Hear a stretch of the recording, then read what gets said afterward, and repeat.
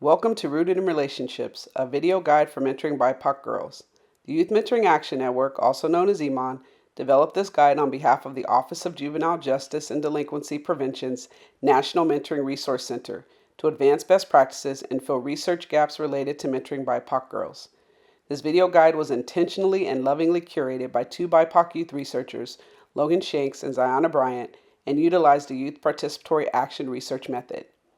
Youth Participatory Action Research, or YPAR, is a collaborative approach that engages young people as co-researchers to study issues affecting their lives and to advocate for change. The YPAR project was led by a team of 10 BIPOC girls and young women aged 14 to 25 in partnership with EMON.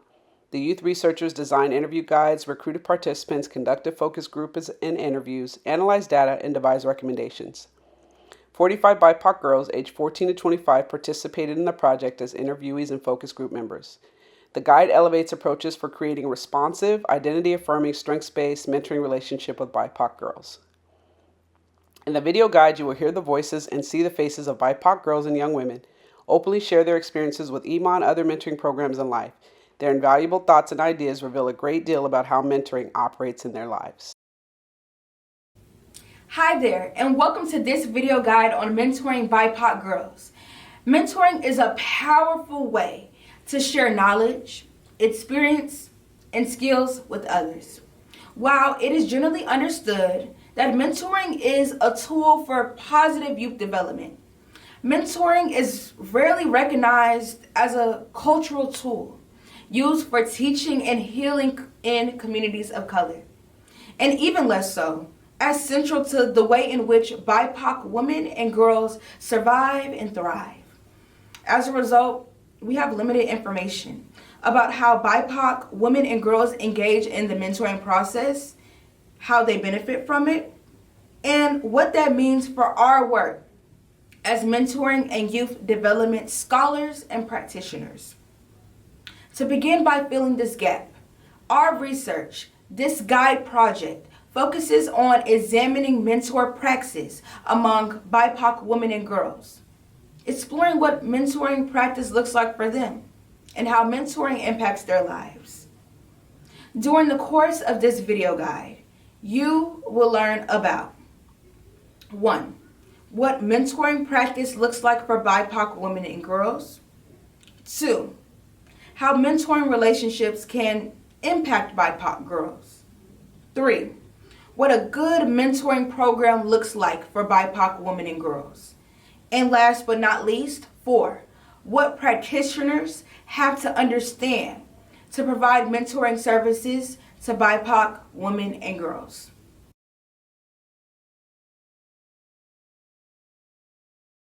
There were several things that we learned about mentoring BIPOC girls during the course of this research, but there are a few key points just for the purpose of this video guide that I want to point out. One, we found that informal peer mentoring relationships were abundant among BIPOC girls. We move different, right? So we were engaging and rooted in relationships with each other in ways that just made sense for us, in informal ways that are happening in naturally occurring ways, not under the auspices of formal mentoring programs. I think the peer-to-peer element is specifically important for us to understand because it means that BIPOC girls are not always looking in a hierarchical way up or down, but really looking sort of laterally across for relationships, for guidance, for wisdom. The other thing that's really important to note is that BIPOC girls engage in sister circles, right? They find ways to gather as BIPOC girls. They find ways to engage in BIPOC community as young women and girls. They find ways to commune, to be in community, to talk with one another. And a lot of mentoring and wisdom and guidance is passed through in those sister circles. Finally, BIPOC girls really value intergenerational relationships. So as much as they're looking laterally, they're also looking for the wisdom of the elders, right? They want to hear from older BIPOC women. They want to see what the experiences are of older BIPOC women. They want to sort of sit at the lap or at the feet of older BIPOC women and understand what they've lived through, what they've gone through, and to take that wisdom and utilize it in their own lives? I feel like, well, in my experience, because I never had somebody that I could call like a mentor, even though I know that I've been like mentored before, but like I've never been like, oh, this is my mentor, like this is my advisor. Let me call them up real quick. So it's like, I feel like it's more like friendship where like a friend is trying to help you get to where you want to go. Like, or like, somebody who you aspire to, I guess, like be like, or someone who inspires you. I would consider that a mentor. Like, if I'm mentioning like with my friends, oh, I want to do this, I want to do that, and then they start sending me stuff about like what I want to do, like I consider that mentorship. Like most of the mentoring that I've gotten, even at Brandeis, has been from Black women, but it's mostly just been my friends. Like, yeah, like and me, it's just us. you just sending me Yeah. stuff. I'm at a program that you sent me. Leadership Alliance. You are? Yes. And I also sent you the Yale Baccalaureate. That's pure mentorship. Like in real time. In real time. Well, congrats on that though. The Leadership Alliance is good. Thank you. And the crazy thing is, we're gonna get into it, but it might come up in it might come up in the interview. But I'm trying to get on my Zoom and be on focus. But I'm noticing a lot of things. But yeah, you were saying, you said that you receive, it's like friendship. Mentor is like friendship. Yeah, because I feel like, well, at least in the friendships that I really hold dear, like that's always been what's pushed me to do like what I want to do or like what I aspire to do. And I'm not like, even though I've been mentored, I'm not sitting around calling my besties, my friends, my mentors. But like that's the ways that I've received mentorship from Black women, especially. Like it hasn't really even been, because now I went to Brandeis and I graduated. Like nobody in my family or any like older Black women I know have been like, I guess, other than the fact that like I go to school and they're happy that I go to school, nobody's like done what I wanted to do. And the people that are doing what I want to do have literally just been my friends. So I don't know. I just think it's more so like curating your community to be helpful for you, like, and to nourish you. And like your community will mentor you the same way that you contribute to the community.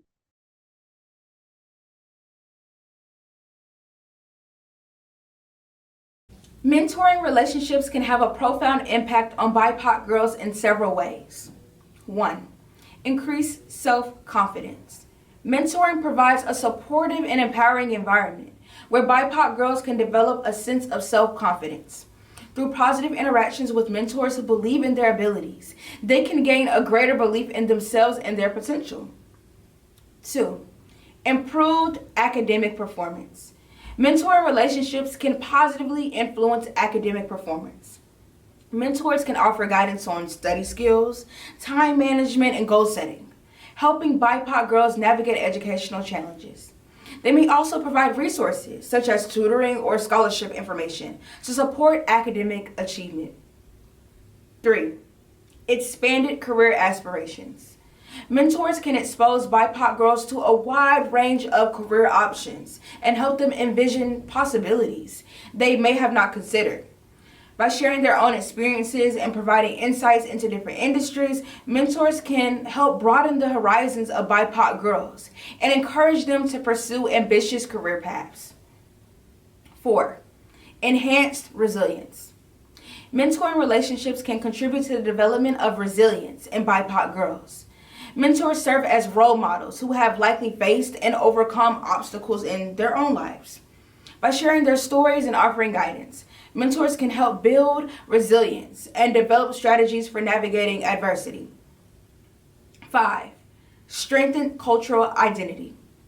Mentor relationships that acknowledge and value cultural identities can foster a sense of belonging and affirmation in BIPOC girls. Mentors who share a similar background can provide guidance on navigating cultural expectations, embracing heritage, and overcoming cultural barriers. This support can help BIPOC girls develop a strong sense of self and cultural pride. 6. Expanded networks and opportunities. Mentors often have established networks that they can leverage to provide BIPOC girls with valuable connections and opportunities. These connections can lead to internships, job shadowing experiences, and mentorship from other professionals, broadening the girls' networks and access to resources. 7. Increase self-advocacy skills. Mentoring relationships can help BIPOC girls with tools to become effective self-advocates. Mentors can help girls develop assertiveness, communication skills, and the ability to navigate systems and institutions.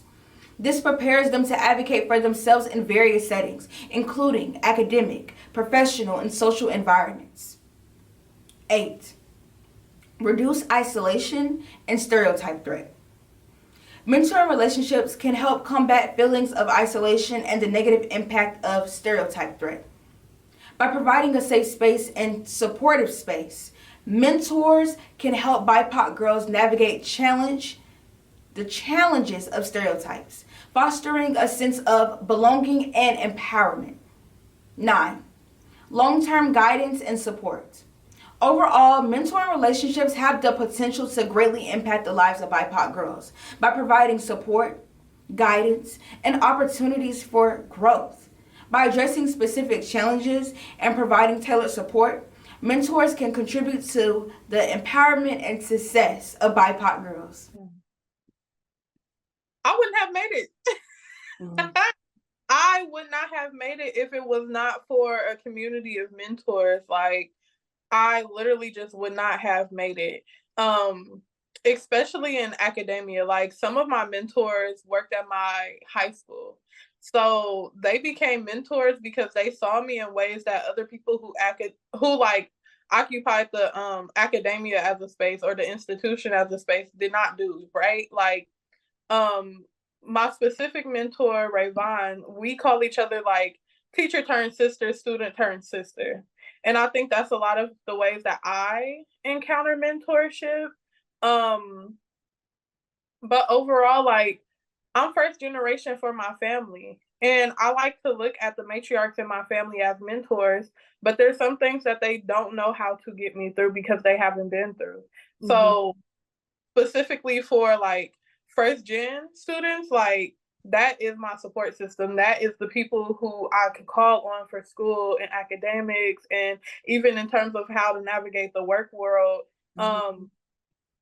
And that's why I really, really appreciate having mentors of all ages, but specifically the ones who are a little bit older than me, but not too older than me. Like, that's in the age range of siblings and not parents or aunties or anything, because they still have a grip on what I'm experiencing, right?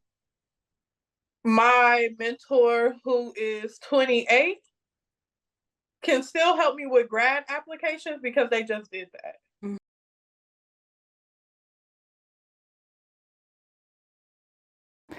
Actually, mentoring is basically knowing yourself, knowing what you have to offer, and actually giving a voice to the young women that you're mentoring. Sometimes that we're so, and I think that we all from generations come from some kind of trauma, and not to put our trauma onto the next person. So it's important to know your own biases, to know what you bring to table, what, even if it's not always good. So you have to recognize what you're doing in a way, whether it's positive or not positive, especially the generations. I do think that I have a lot to offer because I come from a different perspective, but my perspective is not always shared with the next person or the next Black female. So it's good to kind of like to understand and to grow and to learn from each other.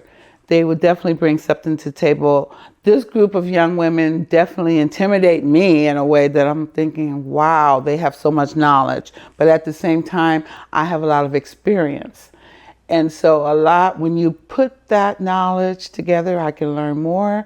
And from my experience, they might be able to see things a little differently. But I think the main thing is when you're in that group is to allow everyone to be present, to be heard, and to share your knowledge, share your experiences, and be open to whatever you're about to hear. Basically, that's what I've had to learn. You know, you hear some things that I'm not accustomed to, but definitely I am more than willing to learn just as much as I am to offer information. I'm willing to take information and go from there, and growth everywhere. I feel like definitely one where it's like, if not fully led, mostly led by like BIPOC women. Because respectfully, there are some nice white people, but unfortunately at the end of the day, like they won't fully get a lot of these experiences, especially with like intersectionality, how like race just impacts gendered experiences so much. So I feel like that's like the biggest part of like those are the spaces that should even be taken apart in those types of specific mentoring, and kind of like how we were talking about earlier, like making them collaborative, because all the good ones that I've been in have been like, oh, the person will then connect me to another person. And then because they know like, oh, you might learn a lot from this other person. And just a space where like you can communicate each other's needs of like, okay, these are my strengths as a mentor, but also like, how do you want me to be as your mentee? A good mentoring program has to be one that can hold two things true at once. One, hold that our elders hold a lot of lived and generational knowledge that they can pass down, and that we should feel privileged to be able to accept in a lot of ways, but also respect the agency and like kind of intellectual capacity of younger mentees or less experienced women and femmes. So I think a mentorship program has to be able to hold both of those true, like allow space for mentees to be able to form opinions and also impart knowledge on to the people who are taking on like that mentorship role. So I think it takes a balance, and it takes not invalidating either one kind of capacity to bring something generative to the relationship.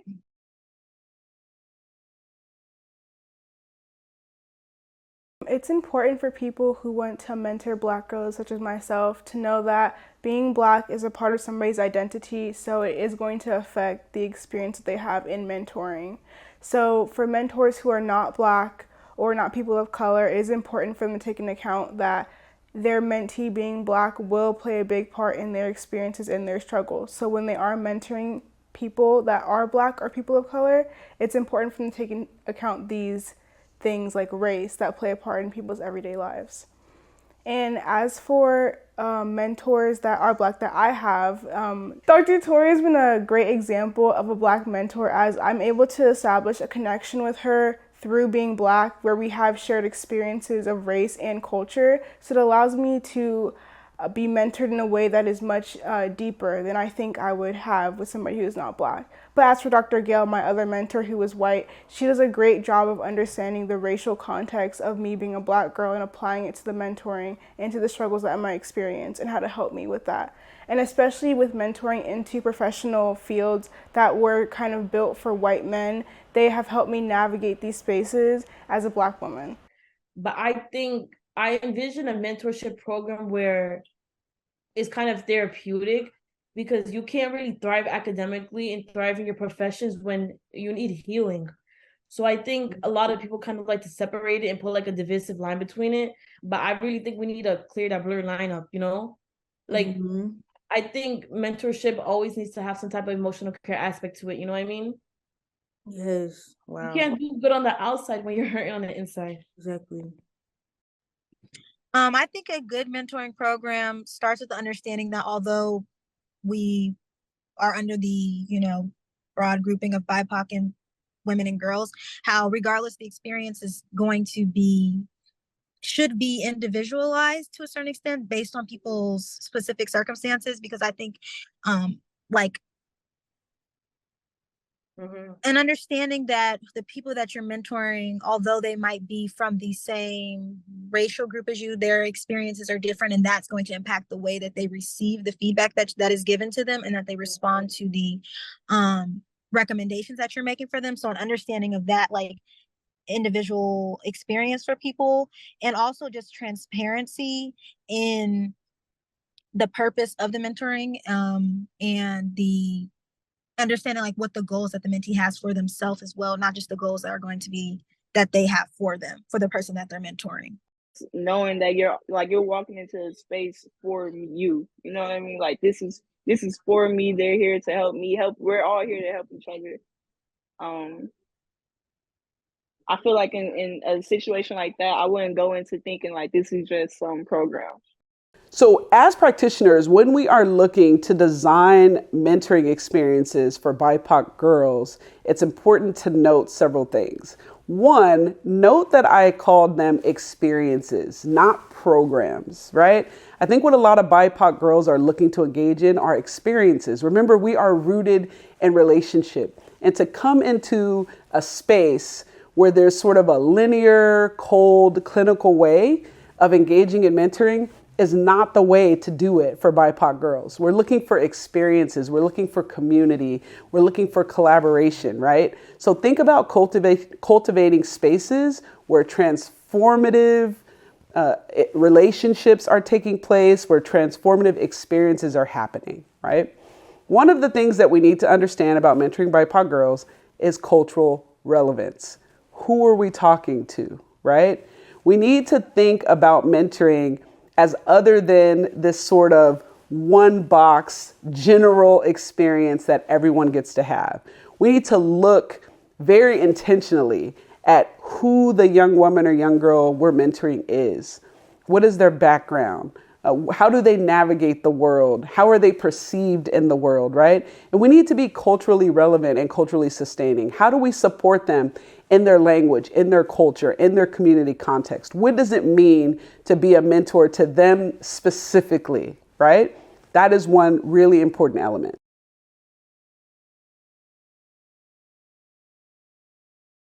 The mentoring of BIPOC girls is critical, whether it's through informal mentoring or formal mentoring programs. Good mentoring uplifts BIPOC girls. It boosts their confidence and resilience while also expanding their networks and opportunities. Mentoring must be culturally competent, where mentors are sharing similar backgrounds as their proteges simply because representation matters. So, mentoring should empower BIPOC girls, as well as provide them with academic and career guidance, and provide them with life skills and resilience building. Therefore, mentoring programs need safe spaces for open dialogue. So, they should facilitate community engagement and connections. So what this means is making sure that that mentor and protege relationship remains long-term if possible. So, practitioners must have cultural awareness, recognize intersectionality, and employ trauma-informed responses. This means we need to provide relevant role models and resources, address biases and stereotypes head-on, and help build supportive networks and continuously improve and learn. With that being said, our goal is to uplift and empower BIPOC girls through effective mentoring in order to support their growth, success, and well-being. Simple.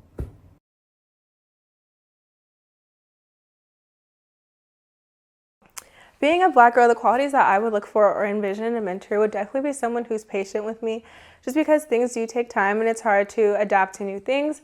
I would definitely love someone who's consistent and intentional with their time with me, because I feel like everyone's time should be valuable, and consistency shows that you really do care about the time and the work that we're putting into our relationship.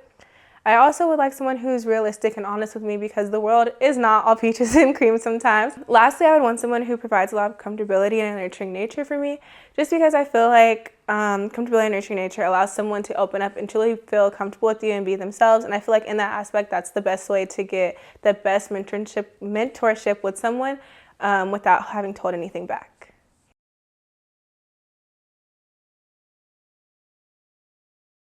Hi everyone, so my name is V, and as a Black girl, having a mentor that looks like me, that resembles what I've been through, that represents what I can be is really, really helpful. And I think that a lot of people don't know what that experience of not having someone represent you is like. And for me, meeting someone like Dr. Tori, who was in the academic space and something that I really aspired to, has been so motivating. I've had so many doors open for me just because of her guidance, and knowing that, oh, someone who looks like me, sounds like me, has walked this path before and they've survived it and are thriving in it. It inspires me to want to do more and to do better and to imagine a future that previously I may not have. So I think that if you're out there thinking about becoming a mentor for a group of Black girls and Black women, I think you should always bear in mind just how much significance you hold in their life, and to hold that space with care. So yeah, I think a good mentor is someone who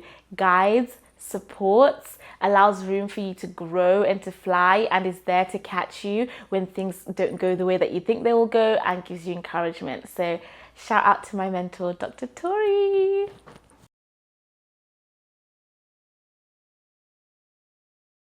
Some characteristics I hope to find in a mentor is that they really understand my culture and my background, and how interested I am in my culture and my background and in my diversity.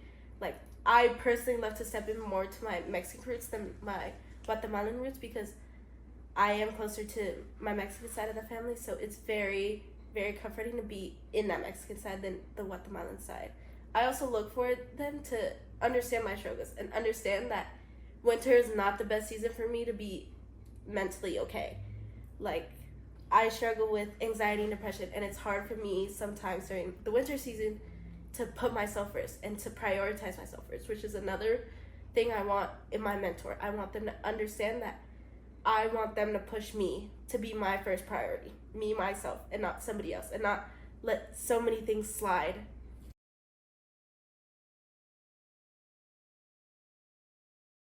As a young, queer, gender fluid person, something that I really valued here at Iman is being able to have mentors like Tori and Gail, who are so open about the fact that they're queer. And I don't really have like many older queer people in my life. So just being able to see them so comfortable in who they are and so unapologetic about who they are, and just still them being so successful, really changed something in me and really changed my worldview. I would say it's just so vital to be so authentic and open about aspects of your identity, like your gender and sexuality. Because if you do that, it'll make you into a role model for people like me. And just being able to see older people who are just, they're not afraid to be who they are. It helps young people to not be afraid about who they are. And like being here at Iman and me seeing this, I feel like I've become a more confident person in my identity because of Tori and Gail, and just them being so like, they're so not scared to be themselves, like, at all. And they just like have people, they don't really even address it. They just like they just assume people will accept this part about them. And like seeing that, it's kind of given me the feeling that I would just assume people would just accept me, and like not having to question it at all. Yeah. Another side thing that I would say is very important is to make asking for people's pronouns and preferred names a standard, because like once it becomes so common to just like ask for those things, it helps trans people feel more comfortable in this space, since they already know that they're going somewhere that's like so understanding and so accepting already, that they don't have to worry about that. And like for that should be the standard, so no one has to worry about that. And I think at this point that we're going to in this world, for that to be the standard, it also help normalize being trans. And I think that is just something that's so important, especially being a mentor and like being in a mentoring space for young people, because you want those young people to know that they are accepted and that you understand them, and that you will support them no matter what. Beyond that, I find it's also just so important to be passionate about being a mentor, and this making sure that the people you're mentoring know that you are passionate about it and that you want to support them, and you're not doing it because you feel obligated to, or because you feel like it's your job. Because I feel like that's the main difference between being a mentor versus being a family member or a teacher. It's because you want to do it, not because you're the person's parent and like that's what you're supposed to do, or because you're a teacher and it's literally your job to do that, but because you want this better future for young people, and you want them to have the opportunities and to have this better life. Since I feel like that's something that's just so important to give to the next generation, and I find that so important, like to be a mentor. It's so important to recognize that, since that's what mentoring is about. It's about being supportive. It's about understanding. It's about giving opportunities. And so to do it because you're passionate and not because you feel like you have to, just acknowledging the fact that like you want to do this and making sure that the people around you know that you want to do this, it just completely transforms the space, and that's what makes it a mentoring space instead of a classroom or just your household. Yeah.